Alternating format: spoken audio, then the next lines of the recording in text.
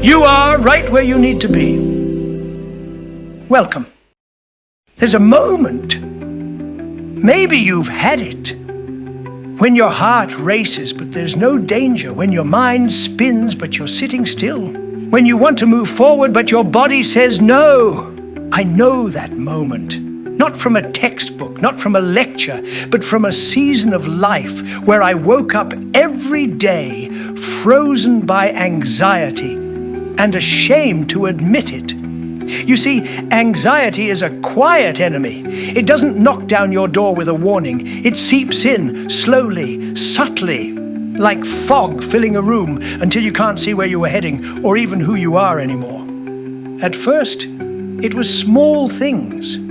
Overthinking conversations, obsessing over decisions, avoiding phone calls. Then it grew into full-blown exhaustion, sleepless nights, tightness in my chest, a constant restlessness. I felt like I was spinning my wheels on ice, burning out but going nowhere. Some people think anxiety is just being nervous, but no, anxiety is like carrying a bag of invisible bricks. Worry, dread, restlessness, fear, and trying to run a race while pretending everything's fine. Let me ask you this.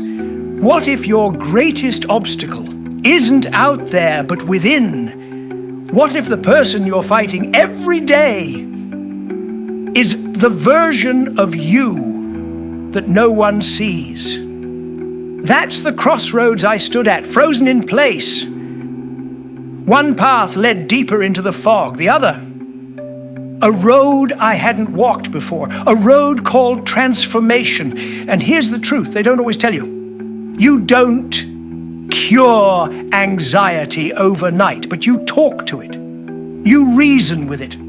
You understand it. Because anxiety is fear's loudest child, and when you ignore it, it screams.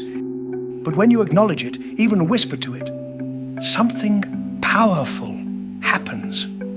It shrinks. I then began asking better questions. Is this fear protecting me or paralyzing me? Is this thought true or just loud? What would courage look like in the next 5 minutes, not the next 5 years? That's when I realized anxiety doesn't hate you. It's just trying to warn you. But it's been misinformed. It's using outdated maps to navigate your new terrain. And here's another secret I wish someone had told me sooner. Sometimes anxiety isn't the enemy. It's the invitation. An invitation to build something new inside you. You don't break through anxiety with willpower alone. You do it little by little, breath by breath. You do it with discernment, with faith, and with a quiet decision to choose progress over perfection. You don't need to outrun anxiety. You need to outgrow it. And yes, I'm aware that many people choose medication, and that's their path. No judgment. But some of us are seeking a more natural route. A fast track to peace that doesn't come from a pill bottle, but from discipline, lifestyle shifts, and mindset rewiring. So I began to rewire. I turned down the noise, social media, caffeine, toxic relationships, overcommitment. I turned up the grounding habits, morning walks, journaling, prayer, deep breathing, sleep. And one day, I didn't wake up frozen. I woke up ready. That was the first ripple in what I now call an impact journey. Not just healing, but building something stronger than fear. A beyond limits mindset that said, even if the fear doesn't go away, I go anyway. But let's be honest. Some days, I still feel it. Some days the fog creeps in, but I've learned to keep walking. Because anxiety may be loud, but it's not your truth. It's just a visitor. And you decide whether it moves in or moves on. The difference between anxiety and depression. Anxiety screams something bad might happen. Depression whispers nothing good ever will. But neither voice owns you. You are not your thoughts.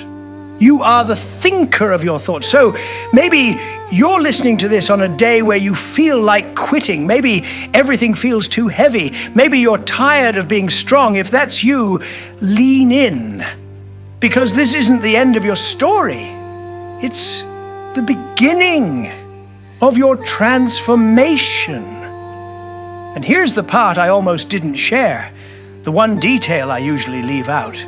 There was something I found during my lowest moments, a principle, a strategy, a key that turned the lock when nothing else worked. But I can't tell you all of it now, because some truths aren't just told, they're discovered. So if you're still listening, then maybe you're ready, not for a shortcut, but for a map, one that takes you beyond this frozen moment and towards something far more powerful, not escape, but evolving, not the end, but the beginning of your utopia.